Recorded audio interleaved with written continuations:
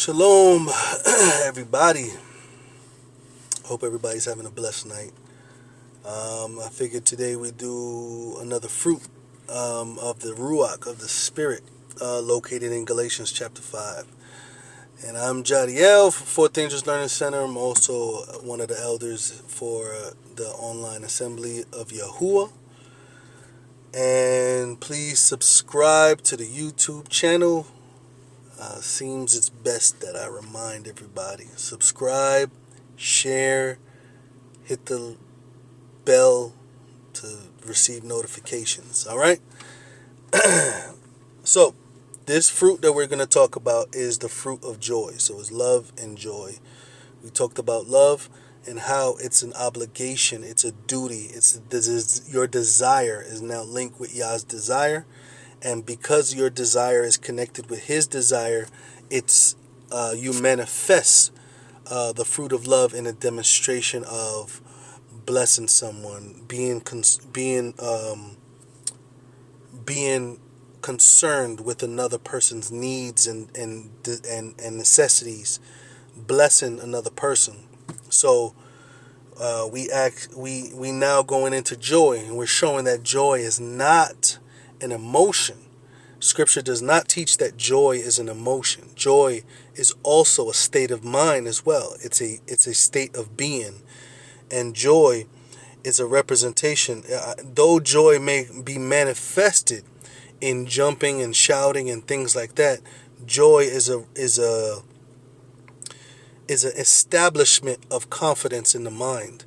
The disciples, they've been beaten and they've gone through fiery trials. In the book of James, chapter 1, it tells us, it says in verse 2, it says, "My brethren, count it all joy when you fall into diverse trials, knowing this, that the trying of your faith works patience.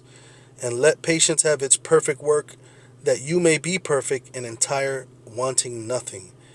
And if any of you lack wisdom, let him ask Elohim, that gives to all men liberally, and upbraideth not, and it shall be given to him." So we see clearly that joy, that we're supposed to count it all joy in the midst of trials, and to allow patience to have a work in us. So the idea that joy is an emotion of jumping and shouting in happiness, which we see that the world has, how can this be a fruit of the Spirit? A fruit that the Spirit has to promote or produce in the believer. So if the fruit has to be promoted and produced by the Spirit, how can it be something that you can locate in the world? It is not something that you can find in the world. It is not the same as the joy that is manifested in the world, which is usually done by shouting and expressing themselves in that way. Joy is a confidence. It's a mindset that even if I'm feeling pain, I can still have joy. Even though I can mourn, I can still have joy. When it says that pain, mourning may endure for a night, but joy comes in the morning, it is not referring to jumping up and shouting comes in the morning.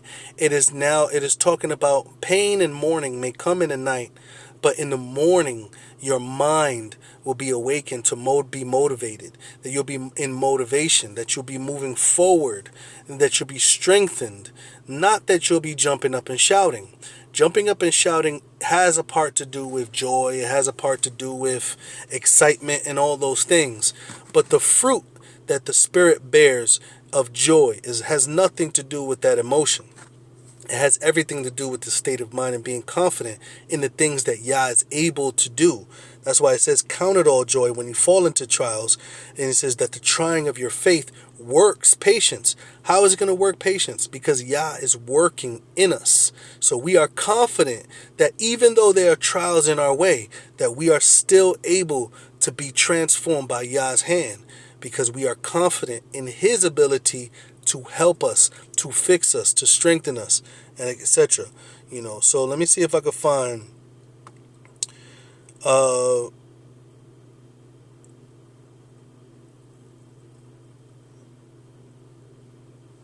see if we can look up more statements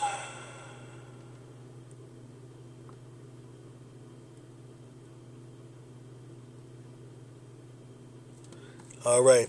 Hebrews chapter 13, verse 17. It says, obey them that have rule over you and submit yourselves, for they watch over your souls, as they that must give an account, that they may do it with joy and not with grief, for that is unprofitable for you. So he's talking about the relationship between the believer and those who are in charge of the believers. And he's saying that to those who are in charge, to not stress them out or to bring pressure on them, but to help them that they may do it with joy or confidence, that they may be leading, that they may be able to lead the people with confidence, not that they may be able to lead the people in this emotion of jumping up and shouting, but that they may have joy and confidence and not grief in you, and confidence in Yah, to continue to lead the people as well. There's quite a few verses, and I know that we may get overwhelmed by all the verses of the demonstration of joy or excitement, but there's a lot of verses in which joy has nothing to do with the emotional aspect of the believer, but more of the mind state, which is what all these fruits are going to point out. Let's see what we could point out.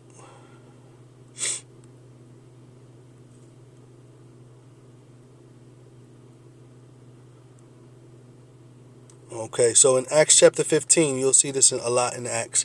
Acts chapter 15, verse 3, it says, and being brought on their way by the assembly, they passed through Phoenice and Samaria, declaring the conversion of the nations, and they caused great joy to all the brethren. Now, the brethren were being persecuted, thrown in jail, killed for their belief. So when it caused them great joy, they were not jumping around, sounding the trumpet before them, all these noises based off of their emotional excitement. What they were doing was they were filled with confidence that Yah was working, and it allowed them to continue to be motivated to move forward. This is what the joy of the Ruach represents, and this is what it manifests in us. The joy that it manifests in the believers are the motivation, the confidence to continue to move forward in Yah and in His Word, trusting that He's able to perform His promises for us. So this is the second fruit of joy. This is a little bit short. We're going to go on to our next fruit.